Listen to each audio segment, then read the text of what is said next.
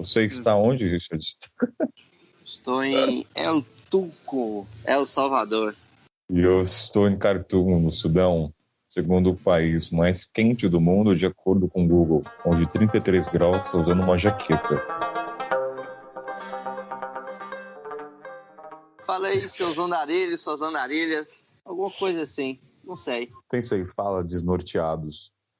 Estamos no processo de descobrir uma identidade sonora. Mas... Eu fiz um teste hoje, né? Eu mandei aquele... Eu tava pensando no conceito, sabe? O conceito que... Tipo, quando eu comecei a viajar, minha mãe falava muito que ela não queria que eu virasse um andarilho. E é um termo das antigas, né, mano? E é um termo bom. Andarilho me remete a uma pessoa que perambula, caminha sem destino, mas que vai se descobrindo. Não sou como alguém perdido. Obviamente, eu penso a mesma coisa. Na verdade, eu até admiro. Todas as pessoas que eu considero andarilhos são pessoas que eu conheci e eu admiro muito, assim. Mas a gente vive numa sociedade que nem todo mundo pensa igual, né? Então... Mas aí eu até pensei, cara, eu queria que todo mundo se sentisse um andarilho ou um andarilho um dia. Então, aí eu falei, fala aí, seus andarilhos, suas andarilhas. Eu acho que para mim seria algo voltado a desnorteados, no sentido de se perder, aquela coisa, o meu blog chama de Norteando ao Sul, com a intenção de todo mundo se encontra quando ele não segue a bússola. Às vezes você não precisa seguir o que a bússola te diz, pode ser o caminho contrário para você. Então você se desnortear, você se perder é se encontrar. Então, pensei, fala desnorteados. Alguma coisa assim, não sei. Tem que ser natural. A gente não pode se forçar aqui, cara. Eu só tô falando mais devagar. A única coisa que eu tô me pegando aqui é não acelerar a minha fala.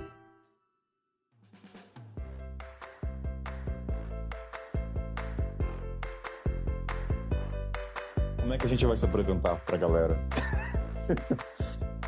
Meu amigo, puxa o bonde, lembra dos seus tempos de rádio aí, puxa, eu vou seguir no seu bonde. Mas é uma coisa rápida, né? Vamos falar. Pô, você fala... Eu acho que a gente tem que ir nos pontos impactantes. Você tá na África, há tanto tempo na África, há tanto tempo sem voltar pra casa. Entendeu? Sim. Eu acho que eu posso falar pra galera que essa viagem não era planejada, foi um acidente, entre aspas. Era para ser um intercâmbio de inglês e 2 anos e meio na estrada. Dar um resumão pra galera que não conhece uma história. Eu fui para Cape Town para fazer um intercâmbio durante 6 meses de inglês, com a intenção de voltar ao Brasil. E, na verdade, esse inglês, vou dizer, sendo bem sincero, era mais uma válvula de escape, já que no apartamento de São Paulo o cara não queria renovar. Aí, o que acabou acontecendo? Nesse meio tempo, eu tentei arranjar emprego, sei lá, entregando currículo nos bares, para fazer qualquer coisa para ganhar uma graninha extra e também para me manter ocupado, né? Quando você fica 6 meses num país, não é... Você não fica mais como turista, você mora, você vê a realidade, entra na rotina.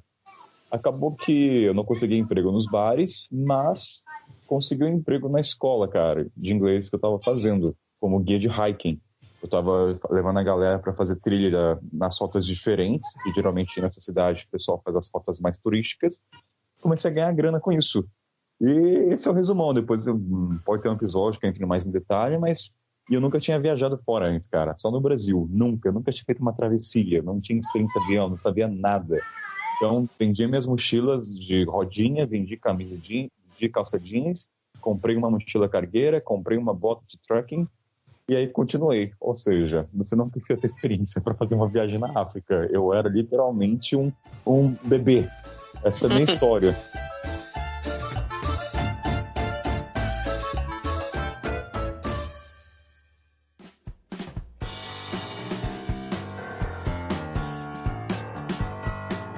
E tu, seu Richard? Eu sou um moleque que desde os 15 anos é apaixonado pela América Latina, mas eu era uma pessoa muito prendida ao videogame.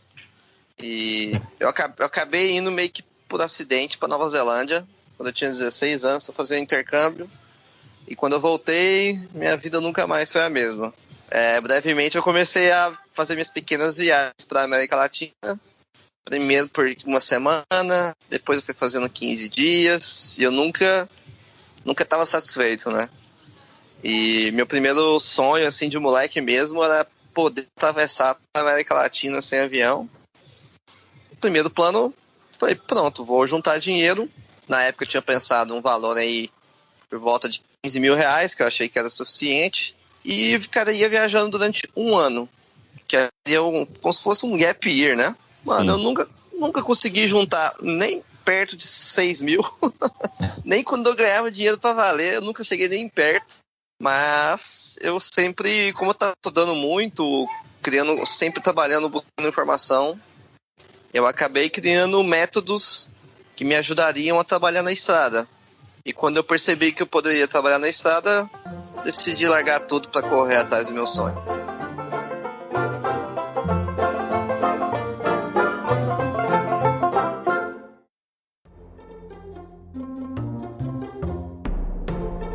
A gente tem que falar como a gente se conheceu?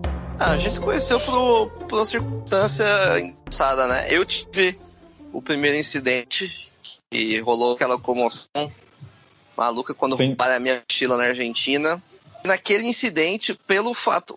Na época eu lembro que até o meu Instagram cresceu, minhas redes sociais cresceram, porque muita gente conheceu o meu projeto por conta de tanta gente compartilhando e tentando ajudar. Então, acho que foi muito por conta dessas circunstâncias que a gente passou que acabou conectando a gente, né? Isso é legal. Se você pudesse falar qual que seria o objetivo desse podcast, que não tem nome ainda. Estamos no brainstorm. Cara, quando eu escuto um podcast, geralmente eu acho assim, que quando a gente fala em viagem, por mais que, por exemplo, eu tenho um canal no YouTube, as pessoas têm o Instagram, vai ser sempre superficial. A gente nunca vai conseguir aprofundar em nada, a não ser que você sente numa mesa de bar com uma pessoa que esteja disposta a escutar com atenção, para você se aprofundar e realmente ajudar aquela pessoa a fazer o que ela quer, seja ela viajar, seja ela correr atrás de seus sonhos, mas o quanto a vida na estrada pode te ensinar. E eu acho que o resultado disso aí, cara, é uma pessoa muito mais disposta a buscar seus sonhos, a viajar, a explorar, a buscar novas realidades, entender novas culturas, buscar o que ela realmente acredita, sabe? O podcast dá essa oportunidade, porque ele é profundo, né? Quando a gente começar a entrar dentro da discussão com argumentos, com histórias, as pessoas vão ver de uma forma muito mais o quanto a vida na estrada pode te ensinar. E eu acho que o resultado disso aí, cara, é uma pessoa muito mais disposta a buscar seus sonhos, a viajar, a explorar, a buscar novas realidades, entender novas culturas. E uma pessoa que passa por todo esse processo, cara, é uma pessoa que tende a ajudar muitas outras pessoas em volta dela. É uma pessoa que não vai pensar somente no próprio umbigo.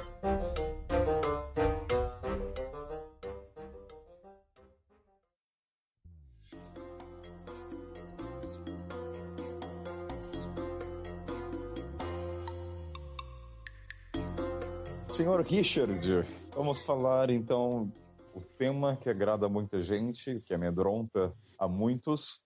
Talvez não amedronte mais você, nem eu, quem sabe. Mas vamos falar de fronteiras. Quem nunca?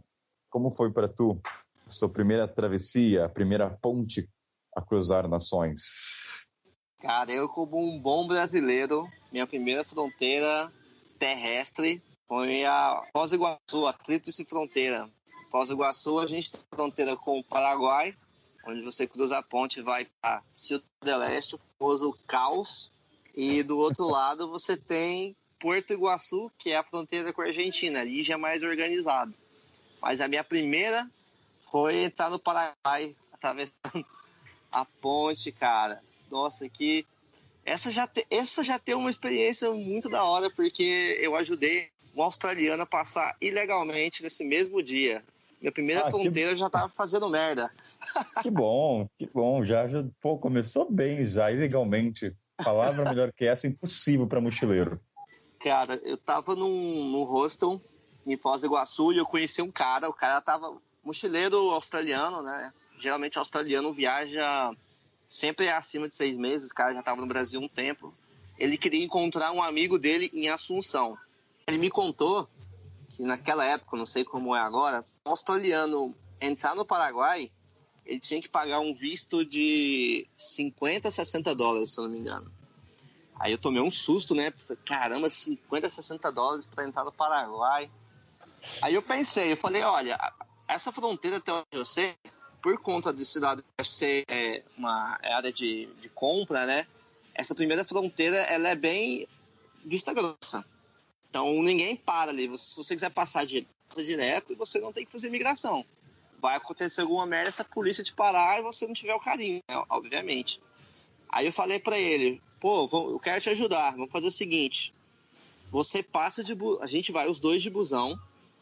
Quando a gente chegar na ponte, pega a sua mochila, eu passo com a sua mochila, faço a imigração como brasileiro normalmente, e você passa como se fosse alguma pessoa que for fazer compras em Cidade do Leste. Aí ele, bora, vamos fazer assim. E aí eu peguei a mochila do cara, atravessei a ponte, o cara foi, passou uns, sei lá, acho que uns 200 metros, a gente virou numa esquininha mais escondida, no meio daquela confusão, dei a mochila pro cara, o cara pegou o ônibus, foi pra Assunção. Ficou lá mais ou menos uns 6 dias e depois ele voltou na cara dura também. Não teve nenhum problema, voltou, um amigo dele, teve que pagar os 50, 60 dólares do visto. Mas é a questão da travessia pra você teve medo? Foi de boa?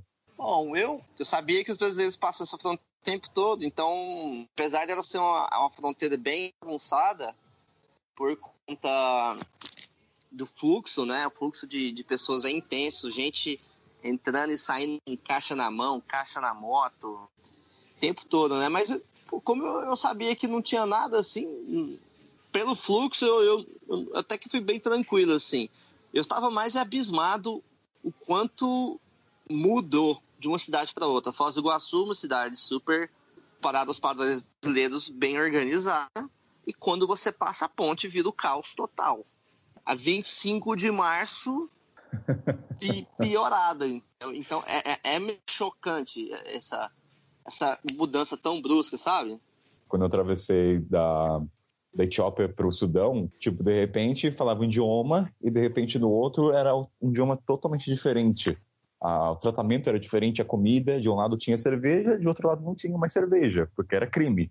Ou seja, você fica meio, dá um tilt no cérebro até um pouco, sabe? Você fica, eu tava só ali, de repente eu tô em outro mundo. A vestimenta muda, o transporte muda, a mão direita, tipo, do lado é a mão esquerda, do lado é a mão direita do tráfego. Então, toma um tempo para adaptar.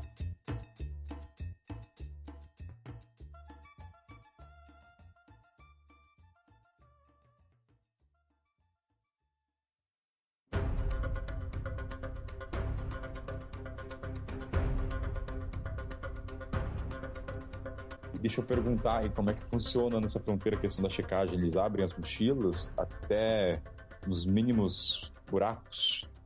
Não, essa fronteira Brasil-Paraguai é uma fronteira bem vista grossa. Se você quiser... Na verdade, ela é um pouco mais chata quando você volta com compras ou quando você volta de carro. Aí eles fazem checagem porque eles vão querer colocar os impostos, né? Então, tem a maracutaia que muita gente faz, que é passar a ponte por debaixo da ponte de barco, entrar pelo mato, fazer as compras, aí fica um monte de barqueiro escondido, você traz as compras, cigarro, narguilé, peça de carro, roda de carro, tudo que você imaginar. Coloca no barco e sai do outro lado, sem passar na ponte. Você tá no esqueminha, hein? Tu tá sabendo muito, tô achando. Ai, cara. Cara, a minha primeira fronteira foi da África do Sul pro Zimbábue. Bem leve, bem de boa. Eu cheguei na fronteira à noite, o que é o que a gente tenta evitar ao máximo. Eram 3 da madrugada. A hora que eu desci, a primeira coisa que quando eu saí do ônibus, o pessoal já começou a me puxar pelo braço, tipo, vem pra cá, e puxar literalmente, não tô falando poeticamente, não. Aí eu já tava com cagaço, eu falei, vou morrer hoje aqui, é hoje que eu vou despedir desse mundo. Não tinha luz, era uma escuridão total, assim, se tinha 3 postes de luzes, era muito. Aí a primeira fronteira da África do Sul não tinha nenhuma orientação, assim, eu era o único ponto branco ali, então, assim, eu não tinha instrução, o pessoal, era 3 da madrugada, desceu, seguia a manada, como a gente sempre faz na fronteira, aí fiquei na fila, acho que durante 1 hora, e eu lá com meu passaporte, aí beleza, carimbou, sem nenhum problema. Aí a gente volta pro busão, acho que são, se eu não me engano, 1 quilômetro, é um pouco longe, não é uma coisa próxima. Aí quando a gente para em Zimbábue, aí eu vou lá, fico na fila na área de turismo, tem uma fila para a área de turismo, uma fila para a área dos locais. Aí beleza, o cara dá o papel ali, eu sorrio, e eu já tinha me falado sempre, tente mostrar que você é brasileiro, então foi com uma camisa do Brasil, o que ajudou de fato, o cara já me viu lá e começou a falar, bom dia, que Moçambique tá ali do lado, né, então ajudou. Aí foi lá assinar um papelzinho e tudo mais, eu na minha inocência, nunca tinha atravessado, e eu, assim, naquele momento ali no Zimbábue, o pessoal já era mais receptivo, então eu tava meio que calmo, só tava preocupado com o busão. Eu não sabia como funcionava, eu falei, meu, o busão tá lá fora, e eu tô aqui dentro, e se o busão for embora, eu tô fudido. Aí no papelzinho lá, colocando aí profissão. Aí eu, na minha pura inocência de Kainan, coloquei jornalista. Ai. Tudo foi. Aí beleza, o cara tava super receptivo, de repente a faceta do cara muda, do oficial, né, do policial de baixo escalão. Aí ele só aponta pra mim assim, ele aponta, vai pra lá. Aí beleza, eu falei, deve ser alguma coisa de processo do vídeo, beleza. Aí entrei na sala, não tinha janela, era tipo uma jaula, para não dizer nada, tinha um rifle no canto esquerdo, sem ninguém tomando conta. De repente, assim, eu fiquei uma meia hora sentado, assim, no silêncio, sem saber o que acontecia. E eu no cagaço pensando no ônibus, eu não sabia como funcionava o sistema de ônibus esperam, não, ônibus vai embora, se for embora, eu tô encrencado. Aí, de repente, entra um oficial agressivamente, pá, com a porta metálica, nunca vou esquecer isso. E o cara, assim, eu olhei pro cara e eu sabia que era o maior cargo do estabelecimento. O cara tinha todas as insígnias que você podia imaginar. Precisei pensar duas vezes. O cara tinha tanta brasão no ombro, no peitoral, que eu falei, meu, tô fudido, esse aqui é o poderoso chefão. Aí ele chegou assim, e o cara falava inglês, ele chegou assim, o que você tá fazendo aqui? Tô agressivo. Eu falei, tô turismo, né? No meu inglês naquela época ainda estava bem esdrúxulo. Daí ele perguntou assim, cadê sua autorização? Todo agressivo. Eu falei, que autorização? Você é jornalista, caramba, você precisa de uma autorização. Daí eu falei, puta que pariu. Pensei comigo, né? Jornalista, fodeu. Aí ele falou, daí eu expliquei, não, eu sou formado em jornalismo, mas eu não trabalho. E eu assim, cagando, minha perna tremendo, cocô regalado. Aí eu falei, eu não sou jornalista que trabalha em mídia, eu não sou da CNN, que é o que eles só sabem CNN ou BBC, não tem outra mídia no mundo. Aí eu expliquei, não, eu trabalho com a minha voz, tipo, eu gravo comercial. Aí fiquei uns 10 minutos explicando e o cara só olhando com aquela cara de querer me matar. Aí ele mostrando os áudios, né, até mudei minha voz, meu timbre para ficar um pouco mais grave, mostrar, olha, eu trabalho numa estação de rádio e tudo mais. Aí passou um tempo, o cara meio que sentou, ele meio que acreditou, ele acreditou, ele falou, olha, percebi, ele falou assim, ele falou, garoto, eu falei, garoto, eu acho que você está falando a verdade. Deu para perceber que você trabalha com rádio, você não é um jornalista, mas vou te falar uma coisa: jornalistas não são bem-vindos aqui. Falou assim, diretão. E ele falou: na próxima vez que você atravessar uma fronteira, não coloque você jornalista, diga outra coisa. Ou seja, me caguei na minha primeira fronteira, cara. Então, assim, lição aprendida: jamais se coloque no papel na África que você é jornalista ou fotógrafo. Pô, mas você já começou no 12, cara.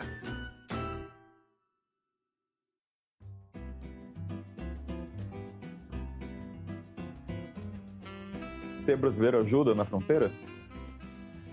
Cara, ao meu ver, ajuda. Ao meu ver, ajuda. Se ele me ajudou, nunca tive nenhum problema, algo do tipo. Sempre que eu falei que eu era do Brasil, sempre rola aquela recepção. Pelé, Neymar, alguém joga um gol. Exato. Eu comecei a apreciar o futebol do brasileiro por causa disso. Ajuda bastante. É como o tópico vem primeiro, né? Brasil, aí se o cara já é velhinho, já solta um Pelé. Se o cara já tem uns quarentão, cinquentinha, fala Cafu, Romário. Aí a nova geração vai pro Neymar, e como é que é o nome do outro lá, o cabeludo? Ah, esqueci agora.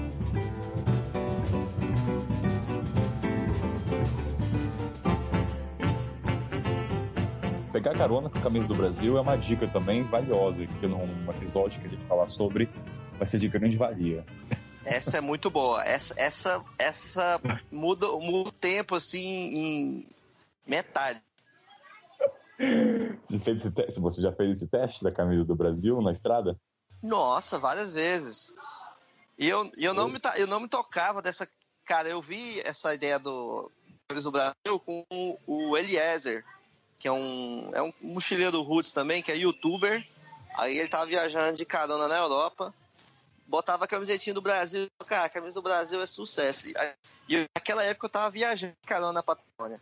E eu não tava usando a minha camisa do Brasil. Eu falei, cara, que isso, vou usar a camisa do Brasil. E comecei a usar a camisa do Brasil, inclusive escrever na placa, sou do Brasil. E, cara, a diferença é absurda. Mas você acha porque é devido ao futebol? Acho que, ao meu ver, é mais pelo lado de ser estrangeiro, do que é uma representação de que você não é daquele lugar. Então você tem algo a mais para oferecer para uma pessoa que está na estrada. Imagina que você é um caminhoneiro. Aí você vê um agricultor que está lá pedindo a carona todos os dias, né? Acontece muito.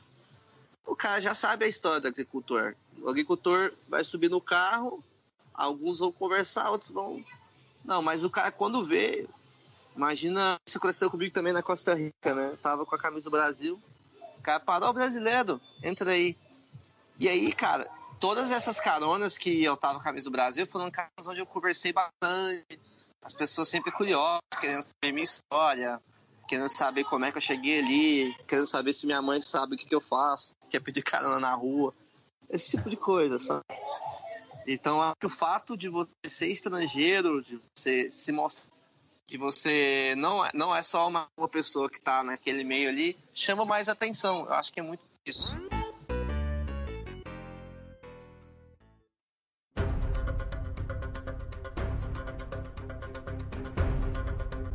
A fronteira entre o Quênia e a Etiópia tá em guerra agora. Tipo, tem uma galera no fórum de backpackers na África, tá tendo explosão de granada, tiro, e tá fechada a fronteira, ninguém consegue atravessar. Tem uns 15 mochileiros presos lá, há 5 dias. Ou seja, quando eu atravessei, cara, foi, nossa, eu tô no paraíso, não tinha nada. Eu fiz até o stories. Falei, gente, na internet eu vi que isso aqui era um pesadelo. E aqui, assim, tô de boa, sabe? Eu era o único na fronteira, policial sorrindo, mas pelo visto é muito. Aquela coisa, é sorte também. Então a galera tá presa e fudeu. Eles não têm o que fazer. Tipo, tá tendo explosão, tá tendo. Na verdade, o que tá acontecendo lá é uma guerra de etnias, de tribos, vamos dizer assim. Uhum. Aí você fica imaginando, cara, o que você faz numa hora dessa? Você não pode atravessar a fronteira, porque a imigração tá fechada. Você tem que gastar dinheiro com hotel. Vamos supor que seu passaporte... É por isso que eu sempre falo, cara, sempre atravesse a fronteira uma semana antes do seu visto acabar. Não deixe pro último dia. Você nunca sabe o que vai acontecer, porque vamos supor que acabe isso o tempo. O policial não vai querer saber o que aconteceu com você. Ele vai ligar o foda-se. Ele vai falar, volte para a imigração, consiga um novo visto, aí você volta. E o pessoal faz isso, cara. Conheço muita gente que acreditou que conseguia visto na Etiópia, na fronteira, e chegou lá, não emite. Aí o pessoal pensa, vou dar um esqueminha, vou ficar aqui, consegue? Não. O pessoal vai te mandar de volta. Não sei se acontece aí na América do Sul. Aqui o que acontece é, por exemplo, quando eu tava saindo do Chile, uma das vezes, eu fiz a conta, não é 3 meses, a conta é 90 dias. E na minha cabeça eu tava pensando em 3 meses, eu não tava contando 90 dias. E nessa conta muito louca aí, passou 2 dias, passou 2 dias. Fiquei 2 dias legal. E quando eu fui sair, o cara queria me dar uma multa, eu tentei conversar com ele, blá blá blá, rolou aquela treta. Aonde foi isso? Foi da fronteira Bolívia do Chile pra Bolívia. Bem no começo. É porque, tipo, essa fronteira eu fiz várias vezes, porque eu trabalhei no Atacama 1 mês e meio. Então a gente ia lá fazer salário do Uni, etc. Só que a última vez eu acabei ficando 3 meses no Chile. Mais de 90 dias. Aí quando eu tava saindo, tava vencido, ela falou, olha, você vai ir lá na Bolívia, os caras vão ter que te dar um carimbo de saída. Eu falei, mas eles não vão dar um carimbo de saída sabendo que eu vou entrar, tipo assim, então eu teria que entrar e sair e voltar pro Chile pra renovar. Só que o cara já sabia que eu ia fazer isso. Aí ele falou, você vai ter que pegar o carimbo lá na Bolívia de saída. Só que os caras na Bolívia, mano, pra fazer esse jeitinho é só no subúrbio. Aí foi uma bosta, cara. Porque eu cheguei lá, o cara olhou pra minha cara assim. Eu falei assim, eu preciso de um carimbo de saída. Ele falou, você acabou de entrar. Eu preciso de um carimbo de saída pra renovar lá no Chile, pá. Aí a gente ficou conversando a meia hora. Primeiro ele pediu $20. Eu falei, velho, não tem $20, não tem. Realmente não tinha, velho. Eu tava com Tava, sei lá, uma coisa de que tinha 10 horas na carteira, tudo em peso chileno ainda. Cara, aí a gente começou a conversar de futebol, de vida, de tudo que você imaginar. Tudo que você imaginar. Aí eu sentava, o cara ia lá, fumava um cigarro, ficava lá, ficava vendo televisão. Aí eu ganhei do cara, velho, na paciência. Depois de umas 4 horas, o cara... Tá bom, você parece uma pessoa gente boa, tá aqui seu carinho, vaza. Caramba, meu. Eu não sei se eu teria. Eu nunca passei por isso de questão de visto, mas isso aconteceu uma vez com você ou teve outros problemas na América do Sul, questão de visto? Cara, pra mim, eu tive um leve pânico quando eu tava passando a fronteira entre Colômbia e Panamá. Colômbia e Panamá não existe fronteira terrestre, né? Ali é o Estreito de Darién, que é uma selva densa. Então, tanto o governo da Colômbia quanto o governo do Panamá diz que por a selva ser muito pesada, eles não conseguem construir rodovias lá. Mas a sociedade, todos os colombianos, todos os panamenhos sabem que o único motivo de construir uma via nesses dois países, via terrestre, é porque o tráfico de drogas seria incontrolável. Pelo oceano eles ficam um pouquinho mais. Então eles preferem, acho que eles fazem vista grossa, assim, sabe? Eles não fazem nenhum esforço para construir essa rodovia, muito por conta do tráfico de drogas absurdo que tem nessa região. Então eu teria que passar de barco. Primeira opção turística, veleiro, $500. Não tinha dinheiro, não tinha $500, por $500, sem chance. Aí fui perguntar, fui nos fóruns de mochileiros e tal, até que eu descobri o Aldo, e o Aldo passou essa fronteira na época ele viajava de bike, sem dinheiro também, e ele passou nos barcos. Aí ele explicou pelo menos a rota. Que você vai de cidade em cidade pagando os barqueiros. Aí os barqueiros vão te passando de ilha em ilha, pra você chegar do outro lado. E, tipo assim, quando você sai da primeira costa de uma cidade que chama Carpurganá até o primeiro porto no Panamá, que é Porto Baldia, essa cidade, cara, é uma ilha. Tipo assim, ela é no continente, mas ela é considerada uma ilha porque ela não tem estrada pra fora, entendeu? É só um porto.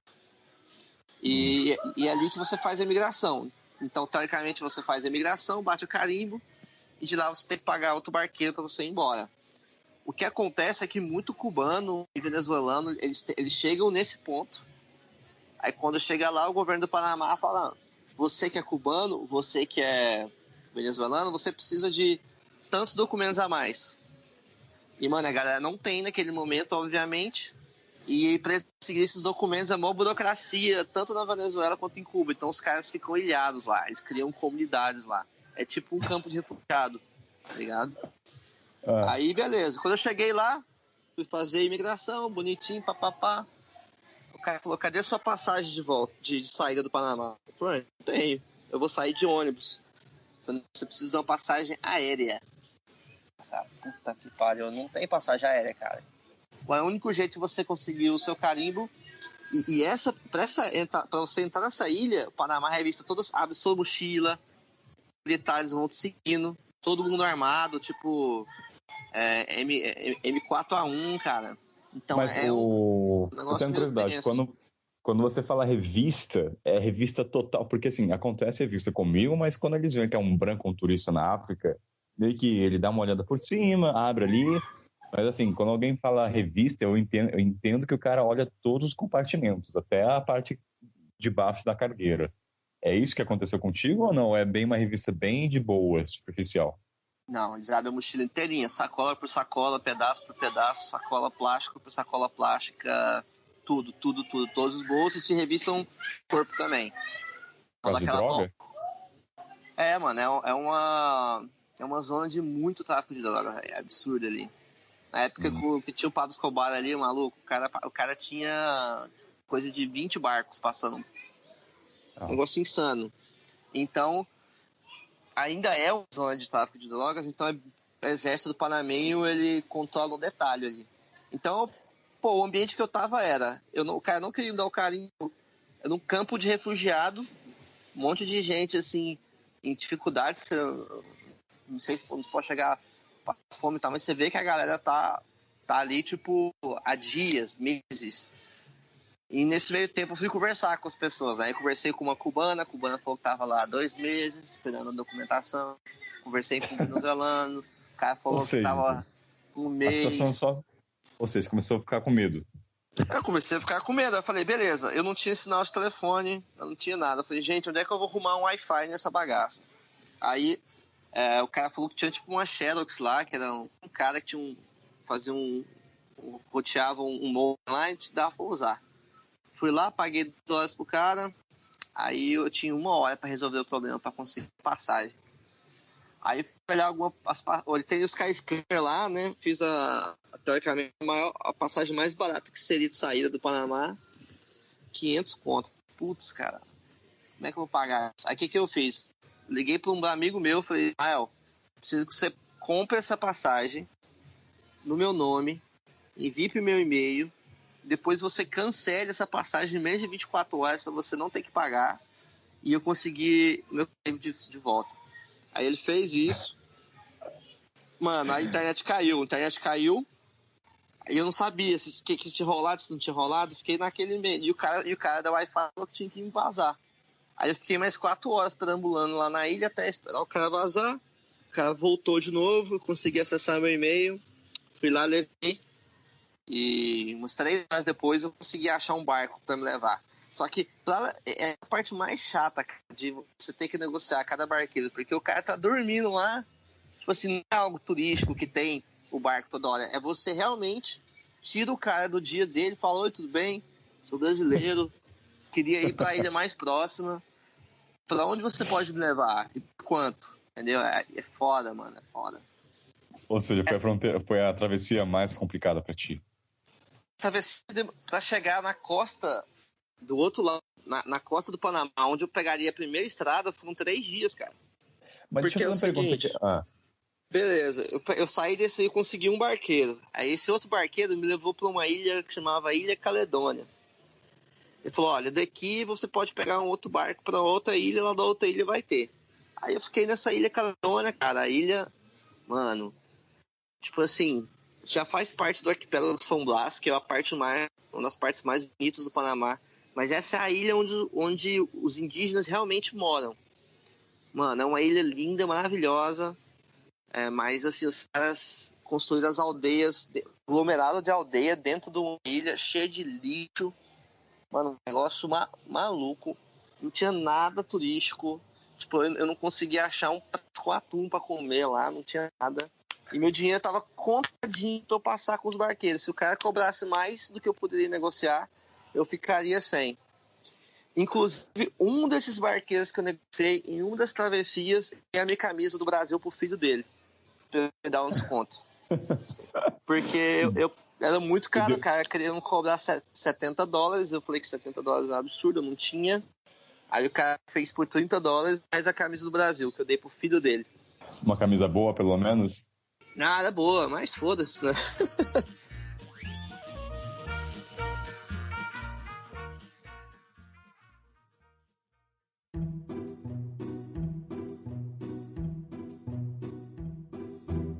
Mas uma curiosidade, quando tu apresentou o passaporte, quando eles falaram que você precisava de um visto de volta, de saída, os carimbos anteriores no seu passaporte não ajudaram? O cara não viu a evidência, esse cara tá viajando, ele não vai ficar no país. Não cara, ajudou? ele não quis nem saber. Eu acredito que foi por conta da maneira que eu entrei nessa fronteira. Eu digo porque a Gabi, que é a outra baiana, quando passou, ela foi de Veredo. E aí de Veredo você vai com o guia, o guia pega o passaporte de todo mundo, aquela coisa super turistona. Aí acho que no caso dela não exigiram. No meu caso, cheguei sozinho, mochilão sujo, a cara de quem já tava pegando 6 horas de barco no alto mar, uns barquinhos que você achava que ia estar toda hora, o cara ligando o motor falhando e a água entrando, ele com o filho dele de 3, 4 anos ajudando a tirar a água do barco, mano. O oficial deve ter olhado pra você e falar, esse cara tá traficando, esse cara tá...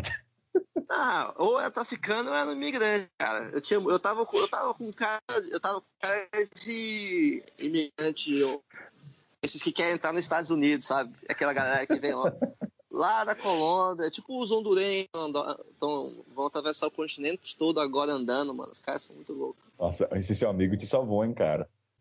Ó, cara, melhor amigo, cara. Ele é impressionante. Sempre que eu tenho uma merda assim. Quando eu tenho o caso da mochila, ele foi o primeiro a doar, cara. Ele mandou R$300 no Atas. Pá. O cara é meu anjo, velho.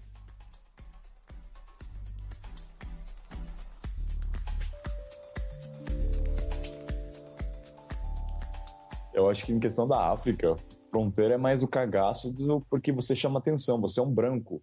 Então você é aquele pontinho que atrai olhares. Acho que essa é a grande diferença. Quando você vai atravessar na América do Sul, tem muito branco. A coloração da pele é a mesma, né? Vamos dizer assim. Então você acaba passando meio que invisível. Mas aqui é diferente. Os cambistas vêm até você, o pessoal vai querer pegar as suas coisas, querer carregar a sua mochila. Então acho que essa é a diferença. Você foca, você magnetiza as pessoas em torno de você. Isso dá uma apreensão gigante. Acho que a única fronteira... Fala. Vou falar. Não, eu ia falar que a única fronteira tranquila para mim na África foi do Zimbábue para Zâmbia, que é a divisa da ponte entre as dunas da Victoria Falls. É como se fosse a Foz do Iguaçu, mas em questão de altura é a maior do mundo. E ali tem muito turista, então ali foi mais de boa. O cara só chegou, o que você está fazendo? Eu falei, I'm traveling around, eu estou viajando. Beleza, pá. Eu falei, caramba, só isso? Sem nada, sem nenhum interrogatório, sem nada, nem profissão perguntou, então... Acho que a presença do turismo também tem o seu lado positivo em questão de obtenção do visto. Quando eu atravessei a fronteira Suazilândia, Moçambique, eu acho que essa é uma fronteira super roots e tal, porque eu tinha lido a mesma coisa, eu tinha lido na internet que rola interrogar, que os caras te enquadram, faz um monte de perguntas, blá blá blá, e que também era uma confusão. Quando eu tava na Suazilândia, cara, tipo assim, à medida que eu chegava perto da fronteira, velho, começou a ficar tudo deserto, assim, você não vê um calango. Aí cada chapa que eu pegava, as pessoas iam diminuindo. A primeira lotada, a segunda caiu em metade, a terceira. A última chapa tava só eu e o outro cara, o motorista. O cara me deixou na fronteira. Eu entrei assim, cara, a fronteira é deserta, não tinha um cambista, não tinha nada, não tinha um carro parado, não tinha caminhão. Sempre tem caminhão fronteira, né? Eu achando aquilo... Na América do Sul, você tá falando, né? Porque aqui não tem não, cara. Né? Porque talvez eu já tô com a cabeça já na América do Sul. Mas essa não tinha nada. Aí quando eu passei, cara, eu fiz lá o carimbinho. Eu peguei o meu visto na fronteira de Moçambique. Eu paguei o visto lá, o cara tirou minha fotinha, fez tudo. Cara, a partir do momento que eu saí da portinha da imigração pro outro lado, o caos. Uma coisa que você falou, todo mundo querendo carregar minha mala, aí o cara gritando meticais, não sei quantos meticais, eu calma, eu nem sei a cotação, um puxando o mochilão pro outro lado, juntou 3 cambistas pra tentar trocar, ficou os três me cercaram e ficaram esperando eu fazer alguma reação. Eu falei assim, eu não vou trocar agora, em bom português, que eles entendem, falar, eu não vou trocar agora, eu vou trocar meu dinheiro só lá em Maputo.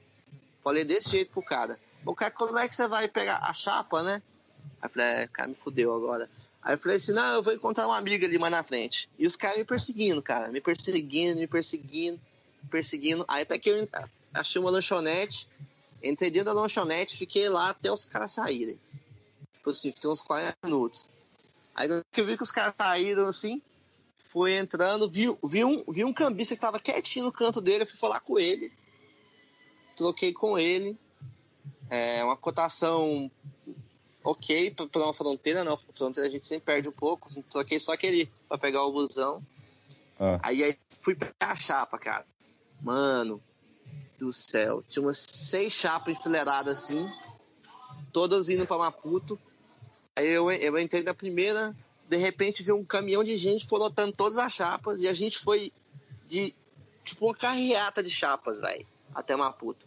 Essa viagem foi uma das mais desconfortáveis da minha vida, porque a chapa, sem brincadeira, cabia 15, devia ter umas 25 pessoas. Eu fui com uma criança no meu colo, um cachorro no meu pé, um mochilão no meu colo, a mochila menor também debaixo das minhas pernas.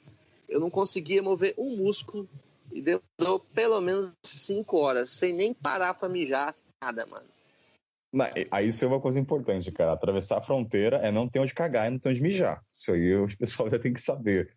Tipo, não existe nem no ônibus mais luxuoso banheiro que nem a gente entende no Brasil, que a gente conhece no Brasil.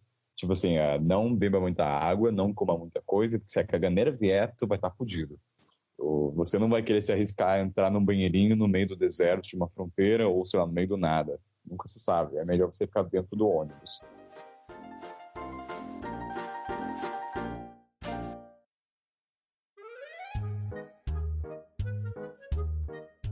Eu lembro que quando estava em Moshi, que é a cidade do Kilimanjaro, que é a maior montanha africana, eu fui passear na cidade, perambular, conhecer a cidade só por andar mesmo. E como essa cidade tem muito mochileiro que vão fazer escalada para montanha, tem muita gente indo assim na rua, não sei qual o termo agora em português, mas que vão tentar te vender vários passeios, safari, qualquer coisa. Aí beleza, eu tava andando, aí veio um cara, olha, quer fazer a montanha? Eu falei, não, tô de boa, eu mostro na simpatia, eu sempre tento ser simpático, na maioria das vezes. Aí eu falei, não, aí beleza, aí o cara começou, não, deixa eu andar com você. Eu falei, não, cara, eu não quero, eu quero só curtir a cidade. E às vezes você não quer conversar com ninguém, às vezes só quer andar e ver a cidade e não quer usar o seu inglês. Aí eu sei que o cara me andou comigo o dia inteiro, 7 quilômetros, e eu só respondendo, aham, não, aham. Era monólogo total. Aí esse dia eu fiquei puto, porque eu não tinha ideia que Mocha era uma cidade assim. Geralmente você ignora, o cara fica alguns minutos e depois esquece de você. Mas esse cara insistiu.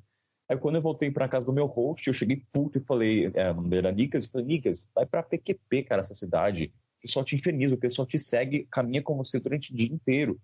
Daí ele deu uma dica que eu nunca tinha pensado. Ele falou, Kainan, é simples. You don't speak English. Eu falei, caraca, meu, como é que eu nunca tinha pensado nisso? Aí, 3 dias depois, eu fui na cidade, o pessoal começou a andar, comecei a falar, não fala inglês, você habla espanhol. Cara, e deu certo, o pessoal ignora. Tipo, lembra? A galera tentava vender aquilo manjar e eu ainda na mímica, meio bobo da corte. Falei, cara, não entendo o que você tá falando. Não entendo. Aí o cara falou, meu. Isso em Cuba, em alguns lugares assim que são bem turísticos, incomoda bastante. Mas na África, em Moçambique, eu fiquei pouco tempo em Maputo, cara. No Moçambique mesmo, eu fiquei 10 dias, então eu não cheguei a. Tipo assim, eu me assustei, me incomodei, mas eu não me incomodei ao ponto de ter que criar algo que fosse me livrar disso, entendeu? Eu fiquei com aquele problema ali. E sem contar que você falava o mesmo idioma, o que pode atrapalhar, como pode ajudar também. Você cria canal de comunicação. Tem uma coisa de fronteira que eu aprendi nesse tempo, aprenda a mentir. Aprenda a mentir, cara. Quando você não tem canal, essa coisa de não falar inglês, eu já fiz bastante aqui nas fronteiras. Quando eles fazem muitas perguntas, eu falo, olha, I don't speak well, não entendo, eu falo literalmente. Porque você não abre canal de comunicação, então o cara meio que acaba desencanando e dá o vício mais facilmente. Essa é a dica que eu dou pra galera, cara. Não... Do Don't Speak English aí mesmo, eu tinha... Foi o que eu tava passando agora na Nicarágua, cara. Eu vi isso claramente, porque eu tava cruzando a fronteira da Nicarágua com mais um canadense, e o cara chegou, começou, tipo assim, o cara perguntou o que tava fazendo, e eu falando espanhol, porque eu já falo, já tô meio que fluente no espanhol. E a minha foi, tipo, 30 minutos. A do canadense, do meu lado, cara, deve ter, foi muito rápido, velho, foi tipo, sei lá, coisa de 1 minuto, velho. E exatamente, o cara não falava nada de espanhol. O cara falava, eu vi ele só fazendo uns gestos assim. Então, provavelmente é algo a de se pensar. Eu nunca tinha pensado por esse lado, não. Eu sempre pensava, eu tenho que me preparar antes. Nicarágua, país em crise. A Lana, outra mochileira também, fez igual a você. Ela é jornalista no Brasil. Estava vendo Nicarágua em meados aí de maio, sendo que o ápice das manifestações foram em abril, e ela colocou no papelzinho que era jornalista. Ah, meu amigo, aí foi a mesma coisa. Foi passar linha, botou maior pressão nela, porque, mano, os caras não querem divulgar o que acontece no país, principalmente naquele momento, né? O Ortega ele já controla toda a mídia que tem, então tudo que sai é só de rede social. O cara nem sabe o que é fake news, o que não é, né? E eles não querem saber que tipo de jornalista você é. Você pode Eles vão te interrogar, cara. Eles não vão dar margem. Ela é só uma jornalista que escreve roteiro para novela. entendeu? Vamos dizer assim. Não querem saber. Eles vão interrogar e vão botar medo em você. Então, acho que para quem vai ouvir isso, é bom o pessoal saber, não coloque jornalista. Minta a sua profissão. Fale que tu é professor ou estudante. Acho que é a melhor opção para eu colocar. Se for como eu também, que é blogueiro de viagem, assim, agora que eu depois que eu pedi demissão, e eu encaro isso com a minha profissão, por exemplo, eu estava entrando na Costa Rica, eu coloquei blogueiro, porque eu sei que Costa Rica é um país que gosta muito de turismo e tal, né? Às vezes até poderia me ajudar com alguma coisa. Mas na Nicarágua, por exemplo, que é um país, qualquer margem que eu seja uma pessoa pública, você tem que tirar isso, entendeu? Quando eu fui passar lá, me perguntou o que é, eu falei, comerciante. Acabou. Assim, comerciante. Se eu falar que é blogueiro naquela situação, independente de falar de política ou não, cara, imagina se você tem um alcance X aí no Instagram, você tira uma foto de uma manifestação, pau torando, policial metido na população, isso vai pra mídia, o exterior não vai ficar legal, então os caras querem evitar isso a todo custo. Quando eu saí da fronteira do Zimbábue, eu não era mais jornalista, eu pensei em colocar escritor. Na minha mente eu era escritora dali em diante. E até então estava funcionando, Malau e nos outros países. Aí chegou na Ruanda. E na Ruanda por acaso, eu acabei deixando o país no último dia de visto da Tanzânia, que eu geralmente não faço. E quando você deixa para sair no último dia, o pessoal fica meio com o pé atrás e me interrogaram de novo. Falei, mas esse cara ficou 3 meses na Tanzânia, tá saindo no último dia, ele falou, vai pra Salinha. Falei, caramba, Salinha de novo. Aí perguntou, por que você ficou 3 meses na Tanzânia? Aí você vai ficando esperto, né? Você já tem um roteiro na cabeça. Olha, eu fiz isso, eu fiz isso, eu fiz isso, eu fiz a montanha, eu fiz safari. Então você já acaba criando um roteiro na sua cabeça. Então, toda vez que eu vou atravessar uma fronteira, eu já dou uma pesquisada nos pontos turísticos, já tenho todo o esquema para validar meu tempo de estadia de 2 meses. Aí ele perguntou minha profissão, eu sou escritor. Ele falou, então você é jornalista? Naquele meio, eu falei, caraca, não, eu sou escritor, eu não sou jornalista. Ele falou, você não escreve para o jornal? Eu falei, não, eu sou escritor. Aí na hora eu falei, eu escrevo história infantil. Aí menti na hora, eu falei, eu escrevo para criança, entendeu? Kids. Aí nessa hora também meu inglês vai para o nível 0, assim, eu não falo nada, olha, writer, kids, TV, sei lá, comecei daí, mas o cara ficou meio, mas uma coisa que eu tenho que ficar atento toma cuidado, eu falo pra galera, toma cuidado como é que tu tá na rede social. Se você, por exemplo, eu tenho que fazer isso até agora, eu tenho que tirar que eu sou jornalista no Instagram. Ou porque algumas fronteiras, quando eu fui tirar o visto, por exemplo, para Etiópia e Sudão, eles pesquisaram as minhas redes sociais. Pesquisaram, se pediram para abrir, cara. Ele falou assim, deixa eu ver seu telefone, ou seu celular. Daí eles viram o logo do Instagram e pediram para abrir. Eu falei, fudeu. Caralho. Então, mas eles pegaram o celular, acho que eles viram que era jornalista, mas viram minhas fotos, sei lá. Mas assim, passei. Não sei como funciona. O que ajudou, acredito eu, foi que quando eles viram o visto e falaram que eu estava na África do Sul, estava no Zimbábue, eles viram que eu estava assim, seguindo ao Egito. Porque é uma rota famosa de Cape Town, eles falam Cairo to Cape Town ou Cape Town to Cairo. Então, talvez esse fator tenha me ajudado. Cuidado com como é que tu tá nas redes sociais. Eu sei que na Síria tem um amigo meu que teve o visto negado porque eles pesquisaram as redes sociais, Facebook, e acharam evidências que ele estava em Israel. Aí fodeu. E olha que não era nem passaporte. Buscou, sei lá, vamos supor que você tem uma bandeirinha no seu Instagram que você foi para Israel. Fodeu. Aquela coisa. Que você pode... É que nem a alfândega, cara. Eles podem te escolher como também não podem, mas correr o risco, bem, vai saber. Bom, eu por exemplo, no meu caso agora, eu tenho passaporte, não passaporte, mas eu tenho carimbo de Cuba, e eu tava lendo esses dias aí de um outro cara que negado, tipo assim, o cara empresário, pá, tudo certinho, tudo pra visto de turismo, né? Nem visto pra ficar, né? Nem green card, esse tipo de coisa, visto de turismo nos Estados Unidos negado. E ele afirma claramente que foi por conta do passaporte do carimbo de Cuba. E recomenda as pessoas que forem a Cuba não pegar esse carimbo porque ele não é obrigatório. Você pode pegar, eles têm tipo uma cadernetinha que é como se fosse aquele papel de certificado descolado e carimba nele, não carimba no passaporte. Aí quando Tipo você vai Israel? usar acho que tem alguns outros países que fazem isso também, cara. Principalmente se Se você tiver países que estão com coisa assim, você pega um papelzinho assim, você carimba só esse papel, não carimba o passaporte, entendeu? Mas aí quando você estiver andando, você anda com o passaporte e o papel com o carimbo. Às vezes, nessa situação, por exemplo, Israel não ajuda muito. Porque, se eu for atravessar, o meu plano é para os países árabes. E vamos supor que eu queira atravessar do Egito para Israel.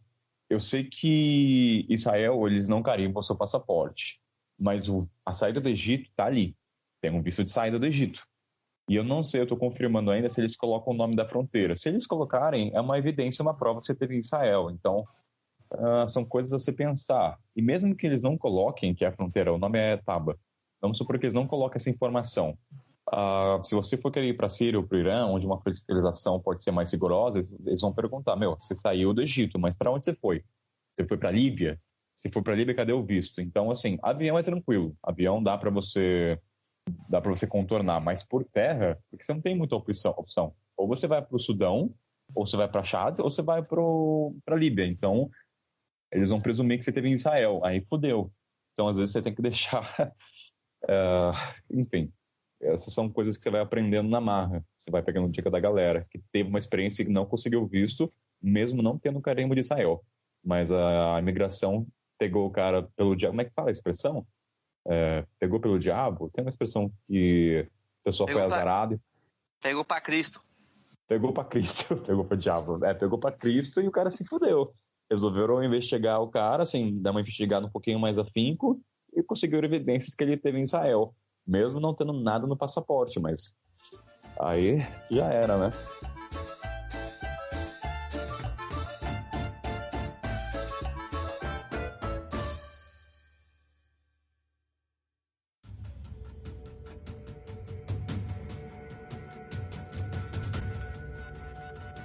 É muito engraçado quando você vê na internet o relato da galera de fronteira, o pessoal fala, é perigoso, sei lá o quê, blá blá blá. Eu dei uma lida sobre a fronteira do Quênia para a Etiópia. Não, da Etiópia para o Sudão. E só coisas ruins, era perigoso, pickpockets e tudo mais. Aí beleza, aí eu falei, eu não acredito, eu já não dou muita importância de verdade para blogs de viagens onde eles comentam de fronteira. A não ser que eu conheça a pessoa. Aí cheguei lá, cara, era super tranquilo, não tinha nada. Eu tava no paraíso. Se você começa uma viagem do Cairo para África do Sul, a fronteira do Egito deve ser bem tranquila. É um pouco turística ou é um país seguro, vamos dizer assim. Mas quando você começa de baixo para cima, nossa, eu tava no céu. Então, eu falei, não tem nada. Assim, não tinha ninguém me puxando, me puxando pelos braços. Cambista, 2 ou 3, o que é muito plausível, era muito de boa. Geralmente vem 8, 9 em cima de mim. Falei, só 3. E eu falei, não, obrigado, tchau. E uma coisa que eu sempre falo pra galera, sempre tente trocar o seu dinheiro antes. Mesmo que você perca um pouco mais de dinheiro, porque você vai gastar tanta energia numa travessia de fronteira, emocionalmente, que é melhor você já ter um dinheiro antes do que ter que sacar a sua carteira ou sacar o dinheiro, fazer a conta ali. Às vezes você tem que contar, então já troca antes, cara. Vai no banco, perde, sei lá, um pouquinho a mais, perde uns $5, mas você já tem o seu dinheirinho ali pro busão ou pro táxi, só para chegar até o seu destino. Eu faço também. Cara, você já parou naquela salinha do raio-x alguma vez? Se tivesse raio-x na África... Nunca teve raio-x. Acredito eu que a raio-x tem na América do Sul por causa do tráfico de droga. Pessoas colocam no couro. Exatamente. Quando eu tava Já voltando passou? do Peru, Ah, eu já fui pro Peru 2 vezes. Essa foi a primeira vez que eu tava voltando do Peru. Tava voltando uma viagem mais rápida, assim, 20 dias com um amigo. Cara, um dia antes, cara, a gente tinha feito algumas trilhas do Vale Sagrado. E, cara, foi do Vale Sagrado pro aeroporto foi Cusco, Lima, São Paulo. Eu tava saindo do Peru. E a gente foi passando assim, cara, eu tinha acabado de voltar da trilha, velho. Eu tava com a cara de acabado, assim. Acabado, mochila suja. E eu uso lente de contato. Meu olho tava vermelhão. Na hora que eu fui passar assim, o cara olhou pra mim, olhou pro meu amigo, me chamou no canto. Aí o cara pegou meu passaporte e começou a folhear. Aí viu lá, Colômbia, Bolívia. Aí ele, o senhor pode vir até aqui pra gente conversar um pouquinho? Ele me tirou da salinha, fez uma caralhada de pergunta. Aí, cara, tem essa máquina de raio-x onde o cara vê droga. Ela é tipo um armáriozão grande assim. E você entra lá dentro. Fica só a cabeça pra fora, assim, ó. E eles começam a escanear o seu corpo inteirinho.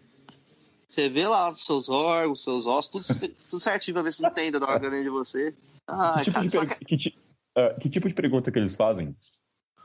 pergunta as cidades que eu passei, pergunta se eu tava lá pra curtir as festas. Aí começa a fazer. Eles começam meio que também entrar meio que no joguinho, meio que tipo. A gente. Tipo assim, em um momento da conversa, eles deixam de ser tão formais pra te dar um pouco mais de abertura. E nessa abertura o cara tentar te pegar com alguma coisa, entendeu? Eu lembro dele perguntar de festa, eu lembro dele perguntar de cidade, de trilha, dele perguntar do que eu achei dos peruanos, perguntar de comida que eu comi, perguntar também, obviamente, profissão, esse tipo de coisa, cara. Em algum momento a conversa fica até mais leve assim e tal. Só que de todo jeito você vai pra raio-x, né, cara? E o cara fica descaneando, aquela sensação e tal. E eu querendo ir embora, porque eu tava fazendo escala, eu tava com medo de perder a outra escala. Essa brincadeira toda aí demorou, tipo, 50 minutos.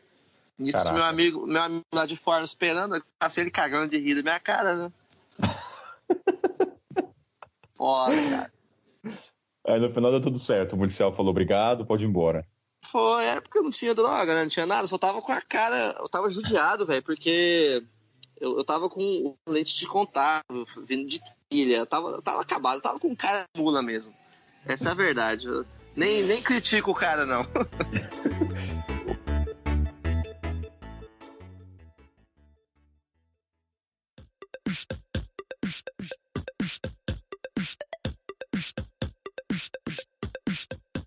Que dica que você daria pra galera de fronteira? Essa do já trocar o dinheiro antes pra você evitar cambista é fundamental. Porque o estresse de você estar ali na fronteira querendo chegar logo ao lugar onde você vai ter comida, hospedagem e tal, e você tem que trocar dinheiro, tem que fazer conta rápido, você não tá, vamos dizer assim, familiarizado ainda com a cotação, né? É algo bem chato. Então quando você faz essa cotação, essa troca antes, pô, já vai equipado, né? É mais fácil. Essa questão de ônibus, cara, foda, porque todo lugar. Eu não sei se isso acontece com você, mas a gente lê, chega lá, é tudo diferente. Então é muito dinâmico, né? Total. Assim, aqui tem uma coisa na África que acontece muito, que é não acredite na internet. Não porque a galera escreveu coisa errada, mas eles mudam toda hora o itinerário. O que eu falo é sempre vá comprar passagem antes. Não deixe para comprar passagem na hora. Vá lá, vê onde é o guichê da empresa, certifique-se. Aí é mais fácil você se locomover, gastar um dia inteiro para comprar passagem do que levar sua mochila cargueira, chegar lá, o horário é diferente. Então, não faça isso. Compre antes. Na África, não sei na América do Sul. Porque aqui, internet, as informações, como você disse, não são confiantes. Se você ligar para as empresas, cada um vai falar uma coisa. O funcionário fala que é 10, outro fala que é 12. Então, a única maneira de você confirmar é ir fisicamente ao espaço. Na América do Sul é a mesma coisa? Cara, na Ou não dá América do para... Sul, assim, as fronteiras em geral são bem afastadas. Não dá, tipo assim, pra você. Vamos pensar aqui, que você tá numa cidade turística. Nenhuma cidade turística vai estar a menos de 20, 30 quilômetros da fronteira. Então, e na América do Sul não tem esse negócio de comprar ônibus antes também. A maioria é na hora. Alguns países que têm mais estrutura, vamos dizer assim, Peru, que tem uma malha de ônibus bem desenvolvida, Colômbia até rola, mas Equador, Bolívia, é mais na hora mesmo. O que eu recomendo, que eu acho que é importante na América do Sul, falando por experiência, é o seguinte: como o horário de ônibus, horário de fronteira, tudo isso muda com frequência. Se você estiver ficando em hostel, a América do Sul sempre tem uns viajantes americanos, espanhol, francês, europeu em geral. Sempre tem gente viajando para o norte e gente viajando para o sul. No papo vai, no papo vem, você vai descobrir uma pessoa que passou essa fronteira há 3 anos atrás. E é essa informação que você tem que ter. Não é informação de 6 meses atrás da internet, porque ela não é confiável, entendeu? é você tentar achar essa pessoa que passou nos últimos 2 dias. Pra ela te passar o horário, a experiência, o que teve. Mas ao mesmo tempo, cara, eu acho que o mais importante é você tentar passar a fronteira de dia o mais cedo possível. Porque a gente nunca sabe a merda que pode dar na fronteira. Cara, pra você ter noção, fronteira, eu tava passando Equador-Colômbia. A Gabi, que é a menina que eu te falei, passou 2 meses antes. A fronteira tava tendo um problema gigante por conta da imigração dos venezuelanos. E muita gente falou, tá bagunçado, tá bagunçado. A Gabi foi, Richard, passei, foi de boa. Fiquei 2 minutos, não dá nada. E eu fiquei, eu fiquei eu fiquei com isso na cabeça, sabe? Aí quando eu falei assim, essa fronteira, eu tava mais perto lá. Eu ia pegar só 2 ou 3 ônibus desses de meia hora. Então eu ia demorar uns 2 horas pra chegar lá, 1 hora pra passar, depois eu ia mais 1 hora pra chegar na outra cidade. Então eu saí meio-dia, mais ou menos. Cheguei 2 da tarde lá. Quando eu cheguei, a fronteira tava um caos. Cara, eu tô falando de 6 mil pessoas na fronteira. O quê? 6.000? 6 mil pessoas. Eu vi jornal na cidade depois. 6 mil venezuelanos tentando atravessar a fronteira. Alguns saindo para renovar o visto, outros tentando emigrar. Tipo assim, o que acontece? Os movimentos migratórios dos venezuelanos.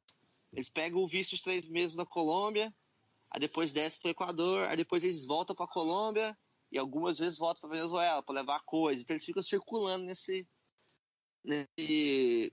entorno. E, cara, tinha 6 mil pessoas na fila lá. E tinha muitas pessoas presas, presas assim, por conta de documentação. O cara chegava, aí falava, você precisa de mais um documento, mais um documento. Aí o cara ficava fazendo a mesma coisa da outra fronteira lá, só que dessa vez eles estavam numa cidade, né? Não fica, então as pessoas podem ir para um hotel, podem ir para qualquer coisa. Mas, cara, a maioria das pessoas estavam dormindo na fronteira, a fila gigantesca. E para fazer a saída do Equador, cara, me demorou nada mais, nada menos do que 8 horas. Nossa senhora. Eu só consegui... Isso porque você não conseguiu sair para comer, você não podia sair da fila. Não podia não. Você tem que comer. Tinha uns tiozinhos vendendo arroz. Aí você come o arroz. Você não escolhe. Cara, acho que eu nunca vou passar por isso. Olha, eu sei que no Egito o pessoal já me alertou que você vai ficar umas 5 horas na fronteira. Questão de inspeção de bagagem, mas não na situação de. Nossa, você tá maluco? 6 mil pessoas? 6 mil, cara. Pelo que eu tava conversando, nesse período foi a semana inteira. Mas depois dessa semana voltou ao normal. Eu acho que foi um momento que tipo, deve ter chegado muita gente, porque eu tenho a versão da mídia e eu tenho a versão dos venezuelanos. Eu não sei o que acredito. Entendeu? É igual o Brasil, né? Confusão. Caraca. Então, versão dos venezuelanos. Eles estavam chegando em massa, chegaram ali tipo 300 pessoas de uma vez, e essas 300 pessoas, para entrar de uma vez, o governo do Equador barrou, segurou e foi acumulando. E quanto mais acumulava, mais lotava, entendeu? Aí chegou num ponto que, cara, eu relatórios de saída da Venezuela. E a versão que eu tenho de um venezuelano que estava lá naquele momento é que eles foram chegando aos poucos e por conta da documentação eles ficaram barrados e por conta do atendimento lento junto com a documentação as pessoas foram acumulando até que naquela semana chegou aquele caos completo. Mas depois disso aí a situação voltou ao normal, foi uma coisa mais atípica daquele momento. Não significa que se você chegar amanhã, provavelmente vai ter essas 6 mil pessoas. Isso foi um caso mais isolado. Só que aconteceu enquanto eu estava lá durante aquela semana, né? Como é que foi o transporte? Porque, muita gente atravessou. Aí para pegar um busão, ou um tuk-tuk, ou uma moto, sei lá, foi de boa ou foi uma loucura? Ou a aventura só estava começando? Ali eu fiquei na fila para fazer a saída. No momento que eu fiz a saída, por conta do tempo de espera, era 3 horas da manhã. Então eu não tinha ônibus disponível para mim. A entrada na Colômbia estava até vazia, porque a maioria do movimento era de saída da Colômbia. Eles estavam tentando entrar no Equador. E a saída da Colômbia é de turista, entendeu? O venezuelano entrando, a saída de Colômbia de turista. Na entrada da Colômbia não tinha tanta gente, mas passou eu e mais umas 8 pessoas naquele momento. E a gente se juntou ali para rachar um táxi, porque não tinha um ônibus. Aí a gente foi até o terminal da cidade mais próxima, que era Pasto. E dali cada um pegou seu ônibus e seguiu viagem.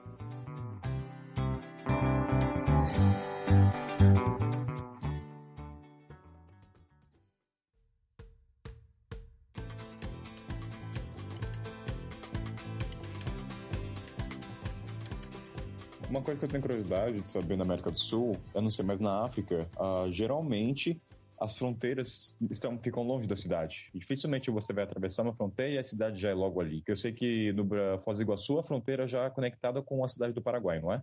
Sim, essa fronteira já é bem próxima.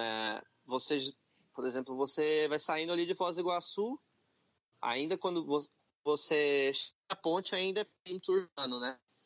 Cruzou a ponte, tem a imigração e já está no outro perímetro urbano.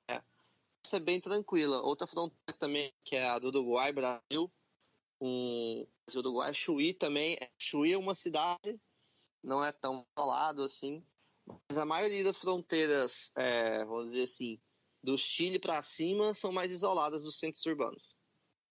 Isso acontece direto aqui. Eu acho que a única cidade que a fronteira era as duas cidades conectadas foi entre Etiópia e Quênia.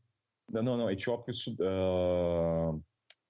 Sudão. Acho que foi a única fronteira para mim que eu podia atravessar e já estava em outra cidade. Tudo bem que eram realidades distintas, mas dos outros países é fronteira, aí deserto, ou nada, até chegar a uma outra cidade. Mas uma coisa que você falou que eu acho que é um pouco diferente na África. Eu sugiro para as pessoas, oriento elas, opte por atravessar à noite, mas chegar na cidade de dia. Eu prefiro atravessar na neblina, no escurão, 3 da madrugada a fronteira, mas chegar na cidade, destino, de manhã, cara. Porque geralmente as fronteiras africanas, aonde eu passei, todas funcionam 24 horas. Elas, acho que devido ao transporte, eles sabem que aqui não é uma coisa tão regrada, não é um transporte tão eficiente em questão de horário. Então acho que deve ser por isso. São poucas fronteiras que têm um horário das 8 às 10, alguma coisa assim.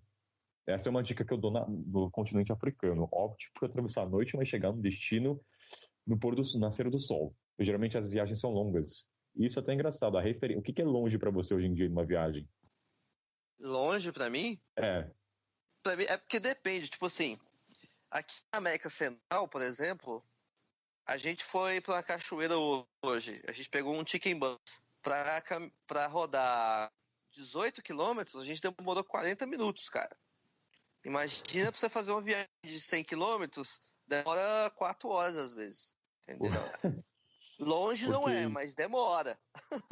Porque eu ressignifiquei a questão de distâncias. Eu sou de Taubaté, uma cidade do interior, de 300 mil habitantes. Da cidade de Taubaté até São Paulo é 1h30. Então, qualquer coisa para mim que é 4 horas era longe. Hoje, se alguém falar para mim, Kainan, daqui até o ponto A até o ponto B é menos de um dia. Cara, eu tô já celebrando. Sério, menos de 24 horas para mim, assim, se falar para mim que é 23 horas, eu tô feliz. Começou a ser 35 horas, longe mesmo, viagem longa tem que ser a partir de 35 horas. Para você falar para mim, Kainan, vai ser uma longa viagem. Eu falo, cara, deixa eu me preparar para isso. Porque daí você tem que comer bem, você não pode comer comida pesada, senão já viu, mas isso se ressignifica.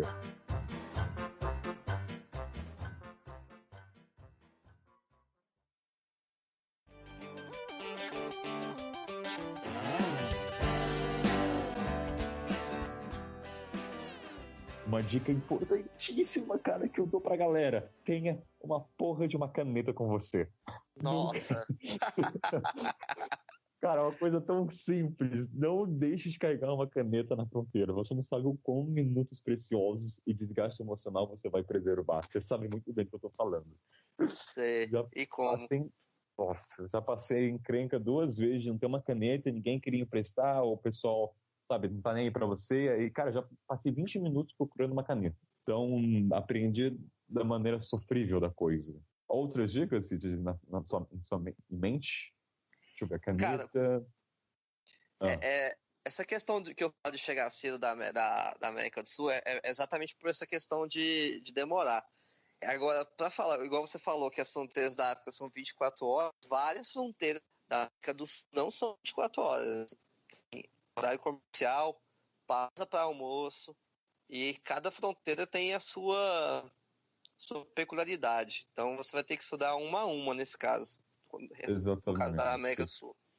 Eu sempre falo pra galera, a pessoa pergunta, Caina, como é que foi a travessia? Eu falo, pra mim foi de boa. Que nem eu falei, quando eu atravessei a fronteira Etiópia-Quênia, não tinha nenhuma guerra, não tinha nenhum conflito, mas agora o pessoal tá preso lá. Então, assim, você tem que ficar... Até na fronteira da Etiópia e no Sudão, teve um conflito e o pessoal do Sudão, o pessoal da Etiópia teve que atravessar a fronteira para se salvar. Ou seja, são casos muito individuais. Você tem que estar sempre se atualizando nos sites, no TripAdvisor, alguém que dá um upload. Tem sempre grupo de Facebook que a galera ajuda os outros viajantes a se atualizarem o que está acontecendo. Por exemplo, no Egito, no Sudão, eu sei que é tranquilo, nada aconteceu. A única coisa que o pessoal me alertou é que vai demorar 5 horas, já que o pessoal checa a bagagem, que aliás a gente pode falar mais pra frente disso, como é que o pessoal checa as bagagens nas fronteiras, o pessoal olha para você e vê que é turista lá, pode ir, vai, sabe? Que acontece bastante. Aqui quando o pessoal vê que eu sou turista, eles só abrem um pouquinho, vê que é roupa, vê que é um power bank, tá ok, pode ir. Eles não reviram. O único lugar que reviraram minha mochila de cabo a rabo mesmo foi na Etiópia. Literalmente, assim, abriram todos os compartimentos, até aquela bolsinha pequena fizeram. Então, não queira... E assim, quem não teme não tem nada que se preocupar. Mas por causa disso, sempre falo pra galera, disponha as coisas de uma maneira que você vai saber que eles vão revirar tudo e você vai ter que colocar tudo de volta. O policial não vai tirar as coisas... O policial geralmente ele tira e tá nem aí pra você. Não sei se na América do Sul é assim, mas ele vai tirando, vai colocando, vai jogando, né, do lado, e na hora de colocar de volta, você que se vire. Então você vai perder um tempo. Então pense na disposição das coisas da sua mochila, sabendo que eles vão tirar. Isso dá trabalho, cansa, mas... Falando bastante coisa, Richard. As experiências que eu tive de revistar a minha mochila, os caras foram até bem gentis, assim.